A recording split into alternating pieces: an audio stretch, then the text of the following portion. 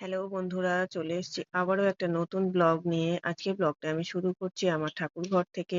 তো আমি প্রতিদিন কিভাবে ঠাকুর ঘরে নিত্য পুজো করি সেইটাই আমি আমার আজকে ব্লগের বিষয়। তো এখানে দেখো বন্ধুরা, আমার ঠাকুর ঘরে আমার ঠাকুরের কিছু জিনিসপত্র মানে নকুলদানা আর বাতাসা, চিড়ে আর হচ্ছে অরিও বিস্কুট তো আমি নিয়ে এসেছি। এগুলো আমি আজকে গুছিয়ে রেখে দেবো।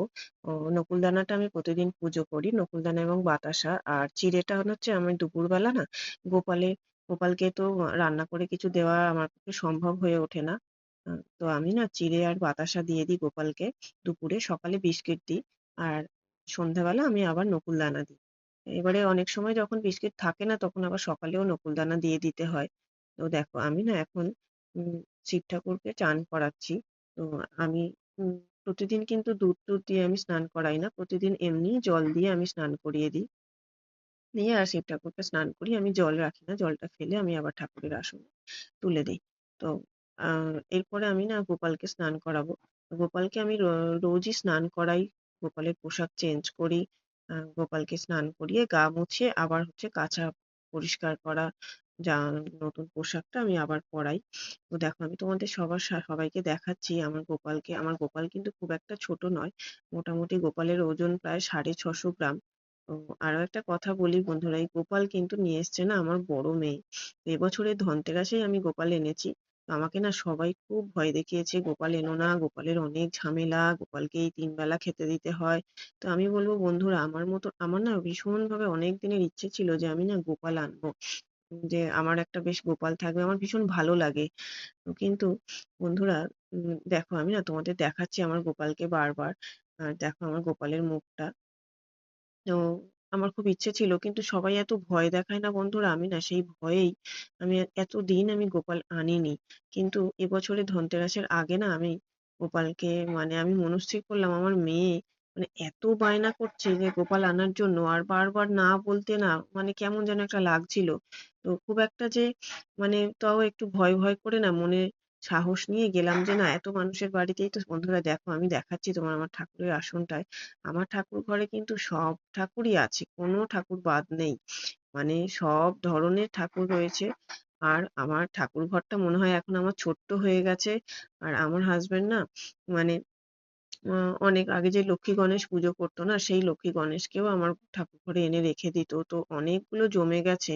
কিন্তু না ওকে কবে থেকে বলছি যে লক্ষ্মী গণেশ তো এগুলো আরো এক্সট্রা, মানে এগুলো এক্সট্রা হয়ে গেছে। নতুন ঠাকুর যেগুলো ঠাকুরের আসনে আছে সেগুলো ছাড়াও বাকি যে ঠাকুরগুলোকে ওকে কবে থেকে বলছি যে চলো না একটুখানি ওগুলো মানে গঙ্গার ঘাটে একটু বসিয়ে দিয়ে আসি। ওখানে একটা গাছ আছে যেখানে বাড়ির ঠাকুরগুলো রেখে আসা যায়।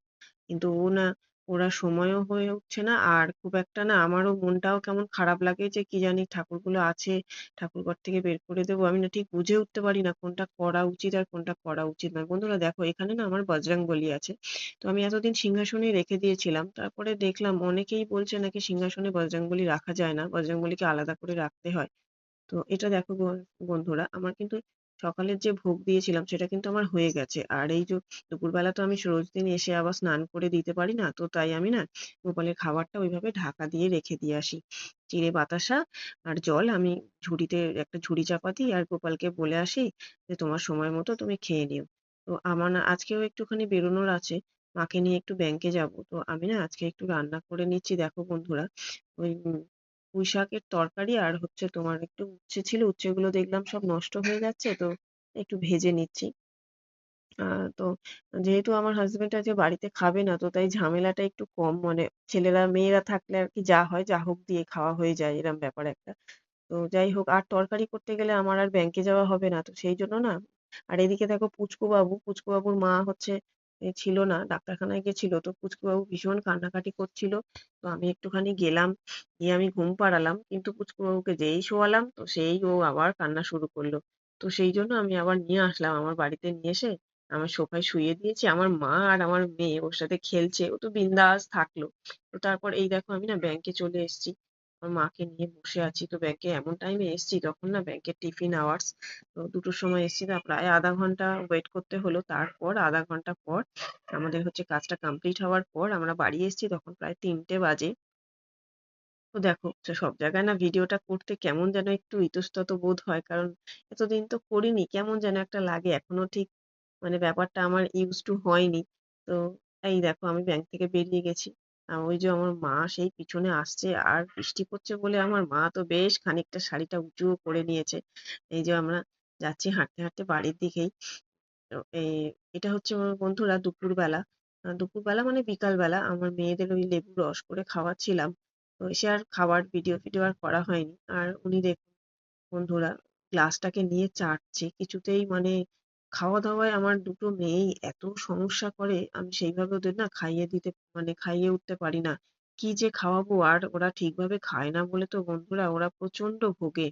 মানে বিশেষ করে আমার বড় মেয়ে, ও তো মানে সবসময় কিছু না কিছু ওর লেগেই আছে।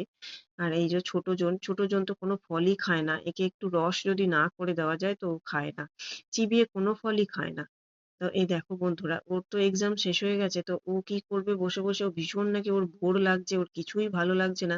তো সেই জন্য না ও এটা ওর কার্টুন ক্যারেক্টার, মানে নোবিতা, এটা হচ্ছে সিজুকা। তো ও আঁকছে বসে বসে। আর এটা না বন্ধুরা রাত্তিরে আর না কিছু করতে ভালোই লাগছিল না, মনে হচ্ছিল না আর রাতে রান্না বান্না করি।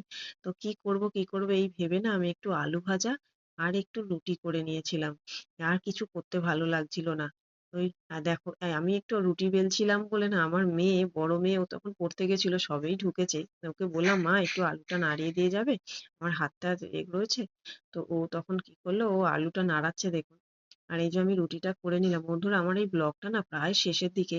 তো তোমরা তোমাদের ব্লগটা কেমন লাগলো জানিও। আর আমার চ্যানেলটাকে প্লিজ প্লিজ প্লিজ সবাই একটু সাবস্ক্রাইব করে দিও। তো এই রাতের আমার এই মেনু দেখো, তোমাদেরও কার কার কি মেনু হচ্ছে এই বর্ষাকালে বৃষ্টির মধ্যে, প্লিজ তোমরা পারলে কমেন্ট করে জানিও, আমার ভীষণ ভালো লাগবে। আর তোমাদের কাছে রিকোয়েস্ট, তোমরা প্লিজ একটু লাইক করে। দেখা হচ্ছে পরের ব্লগে।